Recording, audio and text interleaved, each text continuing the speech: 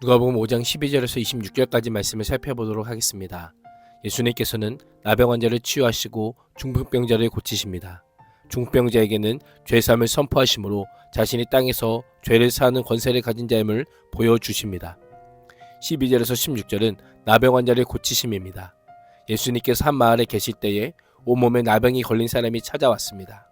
율법에 따르면 나병 환자는 옷을 찢고 머리를 풀며 윗입술을 가리고 외치기를 부정하다 부정하다라고 외쳐야 했습니다. 병이 있는 한 여전히 부정하였고 이스라엘의 진영 밖에서 거처를 정하여 따로 살아야 했습니다. 이 나병 환자는 몰래 마을에 들어왔다가 마을 사람들에게 발각되면 죽을 수도 있음을 모를 리 없었습니다. 그럼에도 불구하고 예수님을 만나기 위해 목숨을 걸고 온 것입니다. 예수님의 소문을 알고 있었고 예수님의 정체를 확신했을 겁니다. 자신의 부정을 깨끗하게 하실 수 있는 거룩한 자임을 믿었던 것입니다. 그래서 그는 부정한 자신이 다가갈 수 있는 최대한의 자리까지 가서 엎드렸을 것입니다.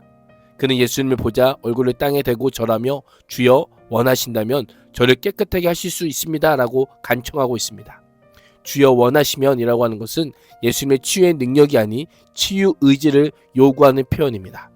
그는 자신으로 예수님이 부정해지는 것이 아니라 예수님으로 인해 자신이 정결해질 것을 확신하며 나아가고 있습니다.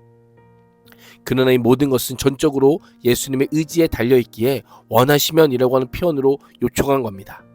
나병 환자의 요구에 예수님께서는 주저하지 않으십니다. 나병 환자가 확보한 정결과 부정의 최소거리를 단숨에 좁히시며 친히 손을 내밀어 몸에 대십니다. 내가 원하노니 깨끗함을 받으라. 마지 못해서가 아니라 민망히 여기는 마음, 따뜻한 사랑의 손길로 그를 치료해 주십니다. 예수님은 말씀만으로 나병 환자를 고칠 수 있지만 손을 대십니다. 예수님께서 원하시는 것은 단순한 육체의 치유만이 아니었기 때문입니다. 나병 환자는 질병 자체가 주는 고통도 있지만 당시 자신이나 선대의 제약으로 인한 하나님의 심판과 저주라는 낙인이 더 힘들게 했습니다. 가족들은 물론 공동체를 떠나 마을 밝게 살면서 하나님과 사람에게 버림받았다는 상처를 늘 안고 있었을 겁니다. 마음의 큰 아픔과 상처를 안고 있는 그 나병 환자에게 예수님은 손을 내밀어 대시며 그 질병을 치유해 주십니다.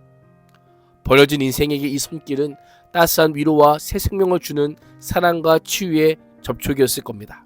예수님께서는 믿음으로만 정결하고 거룩한 삶을 얻는 하나님의 나라의 복음을 직접 눈으로 보게 하고 계십니다. 예수님께서는 내가 원하노니 깨끗함을 받으라 선포하시자 곧 나병이 그에게서 떠나갔습니다. 누가는 부정한 귀신이 떠나가듯 부정한 질병이 떠나갔다라고 묘사합니다. 나병 환자를 치유하신 예수님께서는 이를 누구에게도 말하지 말라고 합니다.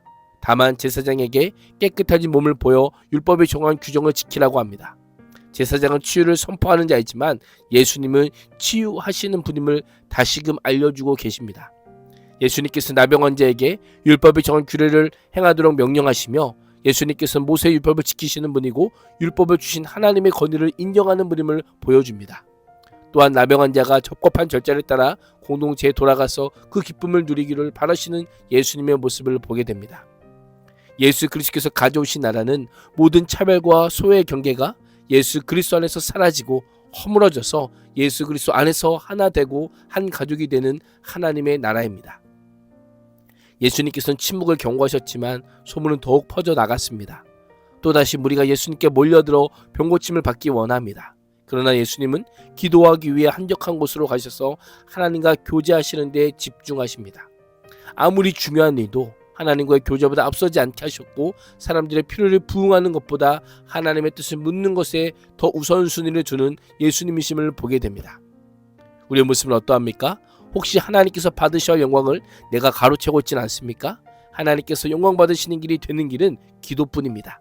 물러가 한적한 곳에서 하나님과 독대하는 기도가 우리로 하여금 하나님께 집중하게 하는 시간이 됨을 잊지 말아야 합니다. 17절에서 26절은 중풍병자를 고치심입니다. 오늘날 예수님께서 전국 각처에서 온 바리새인과 율법교사들이 있는 가운데서 가르치고 계셨습니다. 그때 몇몇 사람들이 한 중풍병자가 누워있는 침상을 메고 와서 집 안으로 데리고 들어가 예수님 앞에 눕히려고 하지만 사람이 너무 많아 안으로 들여놓을 길이 없었습니다. 그러자 지붕으로 올라가서 기와를 벗겨내고 그를 자리에 눕힌 채 사람들을 한가운데로 달아내려 예수님 바로 앞에 놓습니다.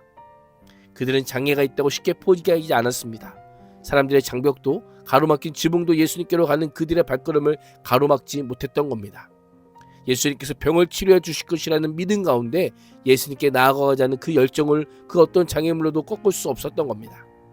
갑자기 위에서 흙먼지가 쏟아지더니 천장에 구멍이 나고 그 구멍으로 중풍병자 침상에 내려오는 모습을 목격한 사람들은 모두 놀랐을 겁니다. 어쩌면 예수님을 통한 가르침과 치유의 기적이 중단되었을 겁니다. 예수님께서는 분위기를 소란케 한 그들의 행위를 꾸짖지 않으십니다. 오히려 어떻게 해서든지 예수님을 만나고자 하는 그들의 마음의 중심과 열심히 있는 모습을 보셨습니다.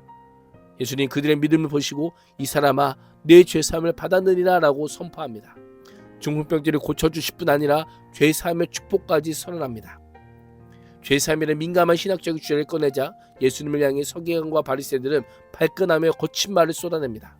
예수님의 말을 신성모독이라 규정하고 도대체 그가 누구이기에 하나님만 가능한 죄사함을 선포할 수 있는지를 서로 묻고 있습니다.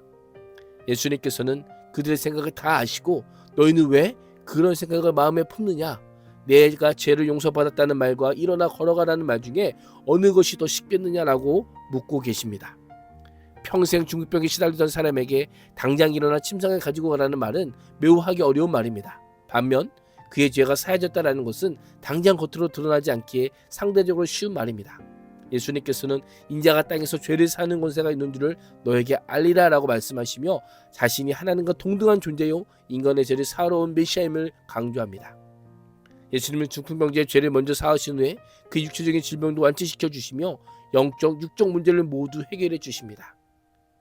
지인들에게 들린 채 왔던 그가 스스로 걸어 나갑니다. 저주의 상징인 침상은 놀라운 하나님의 은혜의 상징이 되었습니다.